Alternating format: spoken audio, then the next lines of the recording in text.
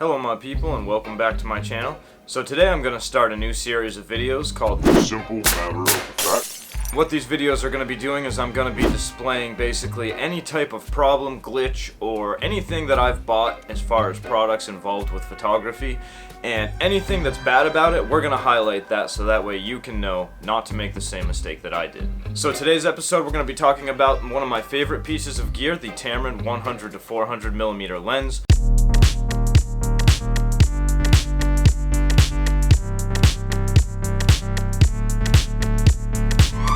This is probably the lens that I use more than any other lens, and that's just because I spend most of my time out in the woods doing wildlife photography now. Now I love this lens. You guys have seen my other video about it where I've now paired it with the Canon R6, and it's really absolutely a phenomenal combination as far as getting really fast autofocus at a cheaper price point than the crazy ridiculous price that the RF lenses or even the Canon EF lenses are going for.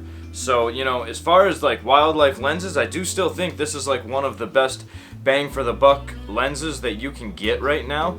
But when I'm using it with the R6 with IBIS now, and you gotta remember that this lens was made before Canon even had any IBIS systems going. So it's kind of hard to blame Tamron for this, but the glitch that I'm experiencing when I'm switching in between the VC2 and the VC1, so those are the stabilization modes. The VC2 mode is made for panning and the VC mode 1 is made for just shooting like kind of like as if you were a tripod, right? If you were taking like a still shot. Now, the problem is when I flip in between those two different types of stabilizations, once in a while, not always, it will cause this glitch where the stabilization will become really erratic and it won't be able to stabilize at all, and you get this like constant wobble in it. So you can tell the glitch has started and the stabilization has just gone all wonky, and I don't know if it's just the stabilization in the lens or the communication with it with the IBIS that gets thrown off, but you get this really erratic wobbly stabilization. Not only that, then of course I'm always shooting in burst mode when I'm shooting wildlife. The other problem is when I take my bursts of shots, the first shot in that burst is going to kind of like twitch the stabilization out kind of hard, like real fast to the right, to the point that the twitch in that is actually causing like distortion from like, you know, rolling shutter because the sensor is moving so quickly. You can audibly hear the stabilization kind of twitching. Now, when you take a burst of, let's say, whatever, 3 shots, 10 shots, all the remaining other shots are going to be perfectly clear and perfect, but the first shot in that burst, you're going to see the stabilization has twitched, and that first shot is going to be blurry and messed up and worthless.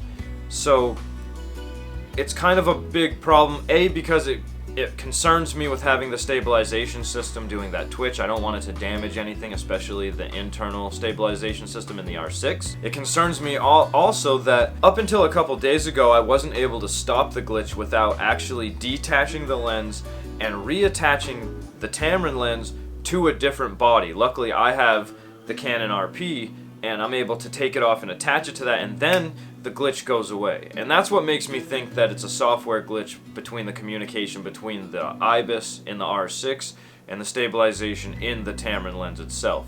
Now again, I'm not sure about any of this. Now I did contact Tamron customer support, and they said that this lens is supposed to be now fully compatible running the latest firmware, which I am. I have the tap-in console, and I made sure I'm running the latest firmware version 3 of this Tamron 100 to 400. I'm running the latest firmware 1.3.1 on the Canon R6, still getting the issues. So one thing that sucks is that Tamron says that this is supposed to be fully compatible, so they're not aware of the bug. Two things that suck is when I talked to their customer support, they told me that they didn't even think that they had an R6 or an R5 at their testing center to test that. So what would happen was I was going to ship my lens out, they're going to test it on a non-IBIS body, say that the lens is fine, and ship it back. Now again, this is like sort of an intermittent glitch, and I know other people that are using this lens that aren't having any problems so far. I'm going to check in with them to make sure about that. And I'm just like one of these unlucky people that I swear like I should be hired as a bug finder, because every time there's like some kind of small little weird random glitch that less than 1% of the people are experiencing, I get it every time with every product I buy. I don't know if I just chalk it up to my bad luck or what it is, but it's definitely something that I've been experiencing.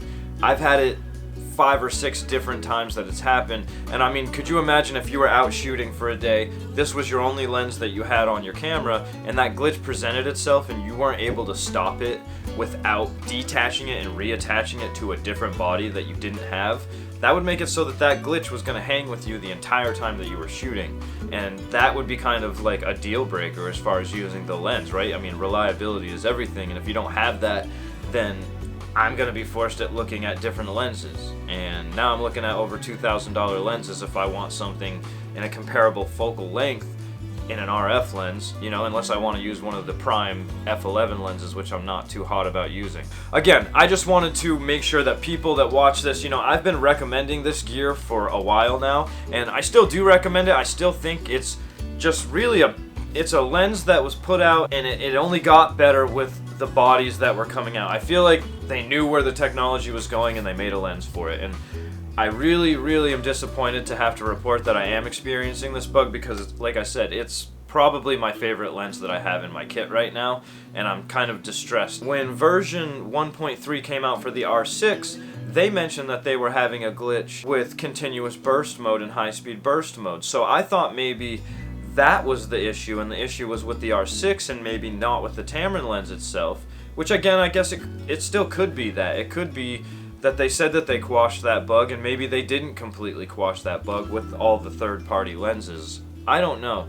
But I can tell you that this is definitely a glitch that is presenting itself, you know, routinely. Sometimes I can go a couple of days without seeing it at all, and then sometimes I can recreate the glitch by just, like I said, switching between those stabilization modes. But you have to realize, once I have this glitch in my head, it's all I'm thinking about now, so I'm trying to recreate it now. The other thing that I will say is I have been able to get it to stop the glitch without reattaching it to a different body. So I have been able to switch it from electronic shutter mode to mechanical shutter mode, and that seemed to correct it, but I do remember times where I did that and it didn't correct it. So this is a software glitch, I believe, in between the communication between this lens and the IBIS. It's one of those glitches that are like an untamed beast. It seems to, sometimes certain things that will correct it won't correct it the next time.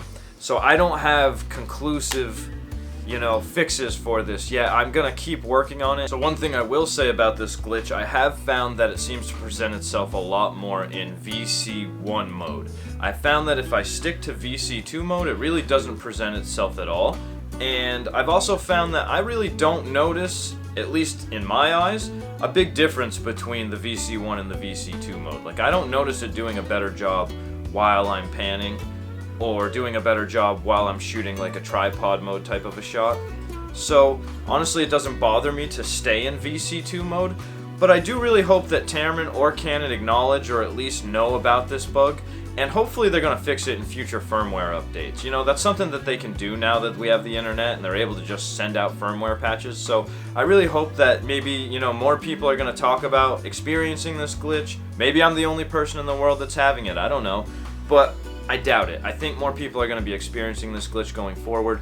I hope that it'll be addressed in a firmware update from either Canon or Tamron, depending on which side of the end of the communication is the problem.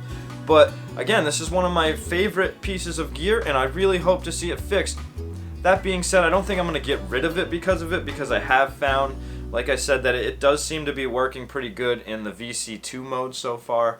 I'm going to keep experimenting with it. I'll keep reporting back if I find out any more information about it. And like I said, I've been in communication with Canon's customer support and Tamron's customer support. Right now, these are supposed to be two fully compatible pieces of hardware that apparently, you know, neither company has acknowledged that there is a glitch. But I'm here to tell you that there absolutely is a glitch there, so be aware of it if you think about buying it. Again, this is nothing against Tamron. Tamron's probably one of my favorite companies. I absolutely love this lens. It's sharp, autofocus is fast, stabilization works great when I don't have this software glitch. And again, you have to remember, this lens was designed before the R6 and the R5 came out, so when the engineers were making this, they didn't really have it in mind to be working with an in-body stabilization system. It is what it is, you know, so I hope that this video helped you out a little bit, guys. If you're thinking about purchasing the lens, it's something to definitely be aware of. If you think the video helped you out in any way, think about going below, subscribing, clicking the notification bell, and I'll see you guys on my next video.